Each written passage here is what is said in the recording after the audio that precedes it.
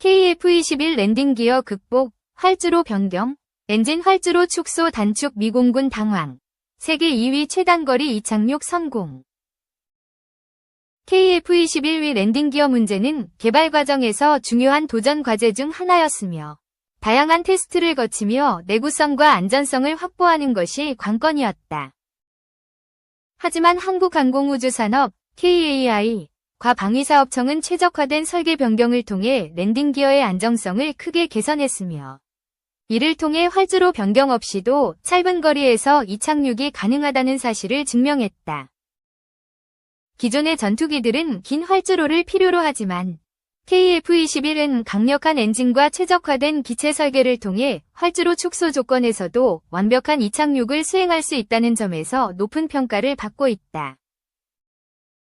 특히 KF-21위 이번 기록은 단순한 테스트 성공이 아니라 실전 운용성을 극대화할 수 있는 중요한 성과로 평가된다. 짧은 활주로에서 이착륙이 가능하다는 것은 제한된 공간에서도 전투작전이 가능하다는 것을 의미하며 이는 KF-21이 다양한 환경에서 운용될 수 있는 다목적 전투기임을 입증하는 결과다. 전문가들은 KF-21이처럼 뛰어난 기동성과 운용성을 갖추고 있기 때문에 항공모함 운용 가능성도 열려있다고 분석하고 있다. KF-21의 최단거리 이착륙 성공은 한국뿐만 아니라 해외에서도 큰 관심을 받고 있으며 미 공군 역시 예상치 못한 성과에 당황하고 있다는 반응을 보이고 있다. 특히 전 세계 주요 전투기 중에서도 짧은 활주로에서 이착륙이 가능한 기체는 극히 드문데 KF-21이 세계 2위 수준의 기록을 세웠다는 점에서 한국의 항공기술력이 글로벌 수준에 도달했음을 보여준다. 일부 해외 군사 전문가들은 KF-21이 최단거리 이착륙 능력을 보유하면서 다양한 지형과 환경에서도 운용할 수 있는 강점을 가지게 되었으며 이는 실전 배치 시 막강한 전력으로 작용할 것이라고 평가하고 있다. 현재 KF-21은 여러 가지 무장 통합 테스트와 실전 운용 시험을 거치고 있으며 2026년부터 본격적인 양산과 배치가 진행될 예정이다. 이번 이착륙 테스트 성공으로 KF-21의 실전 배치 가능성이 한층 높아졌으며 해외 수출 시장에서도 강력한 경쟁력을 확보할 수 있을 것으로 기대된다. 특히 동남아시아, 유럽, 중동 등 전투기 교체를 고려 중인 국가들에서 KF-21의 뛰어난 성능과 비용 대비 효과성에 큰 관심을 보이고 있으며 한국이 전투기 수출 강국으로 자리 잡을 수 있는 기반이 마련되고 있다. 이번 KF-21 랜딩 기어 극복 및 최단거리 이착륙 성공은 대한민국 항공우주산업의 역사적인 성과로 남을 것이며 앞으로 KF-21이 글로벌 시장에서 어떤 성과를 거둘지 전 세계 방산업계가 주목하고 있다. 국산 초음속 전투기 KF-21 보람에 시제기가 오는 9월부터 충남 서산 공군기지에 제2위 둥지를 틀게 됐다. 군 당국에 따르면 KF-21 시제기 6대 중 1, 2대와 개발 인력 100여 명이 9월 초부터 서산 제20 전투비행단에 주둔하며 비행시험에 나선다. KF-21 제작사인 한국항공우주산업과 있는 경남 사천 소재 공군 제3훈련비행단에 배치됐던 시제기의 일부가 서산에도 주둔하게 됐으며 이는 2026년 6월까지로 예정된 전투기 성능 검증을 위한 비행시험을 차질 없이 진행하기 위해 추진된다. KF-21 시제기 제2위 둥지로 서산기지가 낙점을 받은 것은 기존 시설을 그대로 이용할 수 있다는 장점 때문이다. KF-21의 동체 크기가 서산기지에서 운용하는 KF-16과 비슷해 기존 경납고를 넓히는 등의 추가 공사를 할 필요가 없다. 무엇보다 공군 제3훈련비행단에선 KF-21 성능 검증을 위한 무장시험이나 초음속 비행시험 등을 진행하는 데 한계가 있다. 초음속 비행시험을 할 때는 유사시 조종사 구조 등을 위해 추적기가 따라붙는데 이 비행단이 운용하는 KT-1 훈련기는 최대 속력이 시속 648km로 음속, 시속 1235km의 절반 수준에 불과하다. 반면 서산기지에 배치된 KF-16은 음속의 2배 가까운 속력으로 비행할 수 있어 추적기 역할을 무리 없이 수행할 수 있으며 아울러 실사격 시험이 서산기지 인근 서해 쪽에서 주로 진행되기 때문에 사천보다는 서산에 주둔하는 편이 이를 수행하기에도 수월한 것으로 알려졌다. 한 관계자는 수년 전부터 KF-21 시제기 주둔 기지를 이원화하는 방안이 추진돼 왔다며 기존 전투기 임무 수행에 지장이 없도록 방위사업청과 공군, KAI 등 관계기관 간 조율을 거쳐 9월 초부터 시제기를 서산에도 두기로 했다고 밝혔다. KF-21은 2022년 7월 첫 비행에 성공한 이래로 각종 비행시험을 성공적으로 수행했으며 지난해 5월 잠정 전투용 적합 판정을 받아 양산에 들어갈 수 있게 됐다. KF-21은 올해 3월 공중급유 비행에 성공해 원거리 작전이 가능함을 증명했고 5월에는 서해 상공에서 중거리 공대공 미사일 미티어와 단거리 공대공 미사일 AIM-2000 실사격에도 성공했다. 방사청은 2026년 6월까지 KF-21 개발 절차를 마치고 2032년까지 총 120대를 공군에 납품해 노후 전투기인 F4와 F5를 대체하도록 할 계획이다. 올해 3월 방위산업추진위원회에선 올해 20대, 내년 20대 등 이른바 20+20 방식의 초도 물량 양산 계약 체결이 결정됐으며 2026년 말부터 기체의 공군 인도가 시작된다. 2. 이란 드론 헬기 운용 모함 취역, 서방 위협 가능성은 최연호의 무기인사이드. 이란은 오래전부터 다양한 드론을 개발하여 운용해왔다. 하지만 일반 대중은 러시아에 공급한 샤헤드-136 자폭 드론으로 이란의 드론 능력을 인식하는 경우가 많을 것이다. 이란의 드론 개발은 1980에서 1988년 치른 이란-이라크전 이후 이슬람 혁명 이전에 서방에서 도입했던 무기가 제대로 쓸모없어진 것을 경험하면서 시작되었다. 이란의 드론 개발은 비행체 개발에 그치지 않고 드론에 탑재할 센서와 무기 개발에 이어 드론을 탑재할 새로운 방법 개척으로 확대되고 있다.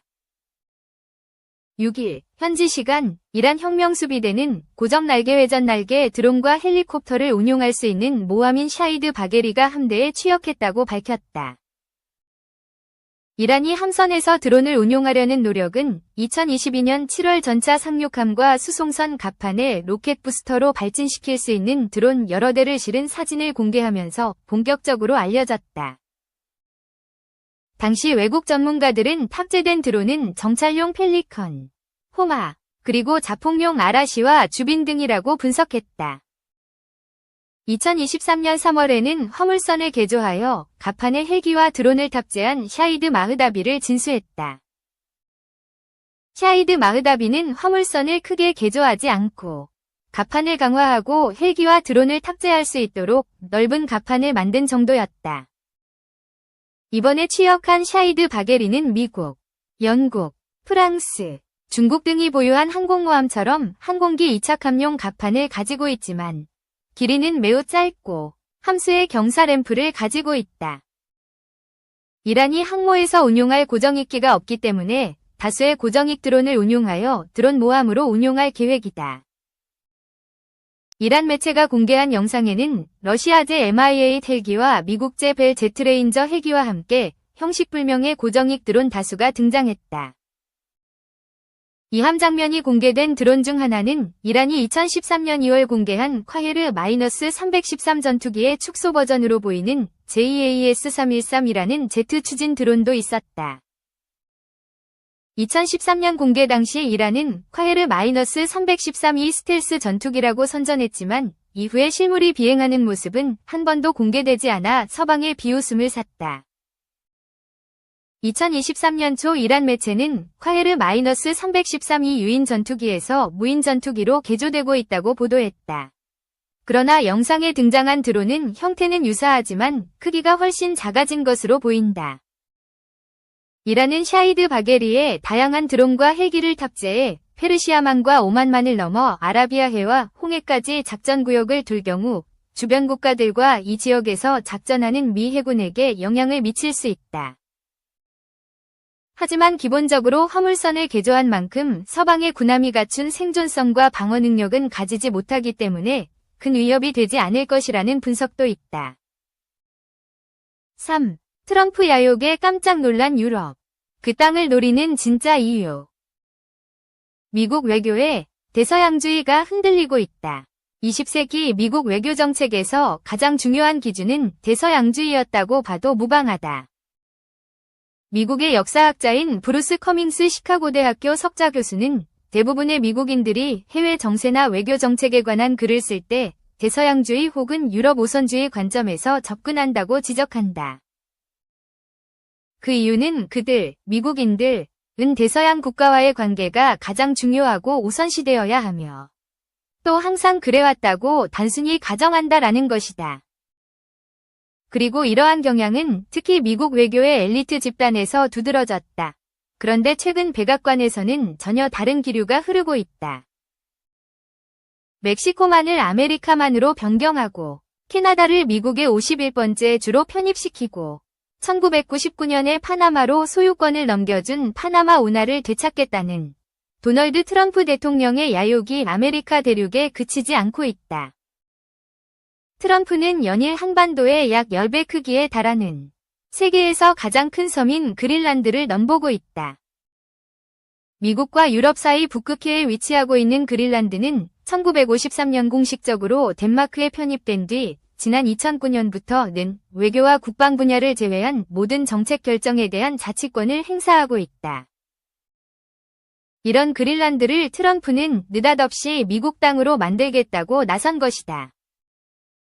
대서양 관계는 모르겠고 철저히 자신과 자국의 이익에 기반하는 길을 가겠다는 것으로 보인다.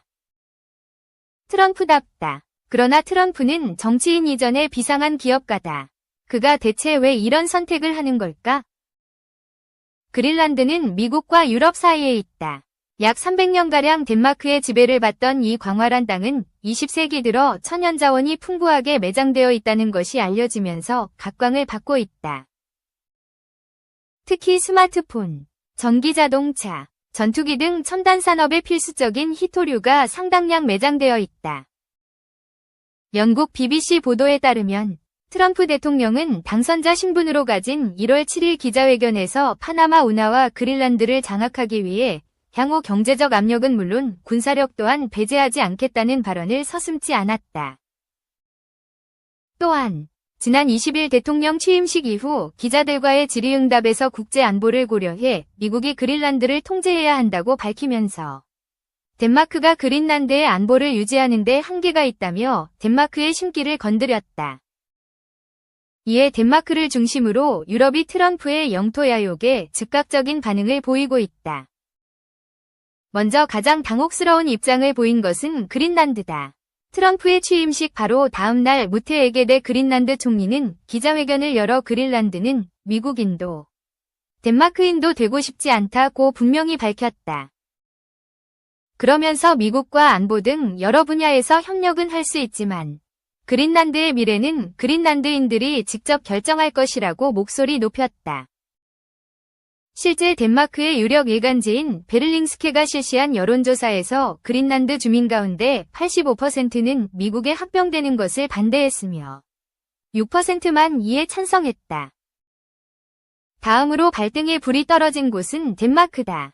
트럼프의 취임 일주일 만인 지난 1월 27일 트로엘스 룬드 포울센 덴마크 국방부 장관은 그린란드 안보를 위한 약 3조 원, 146억 크로네 위 방위비 지출을 공식적으로 발표했다.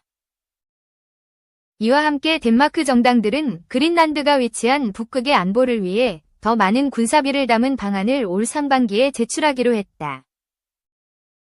그 다음 날인 28일 메테 프레데릭센 덴마크 총리는 독일과 프랑스, 벨기에를 차례로 방문하며 외교전을 펼쳤다.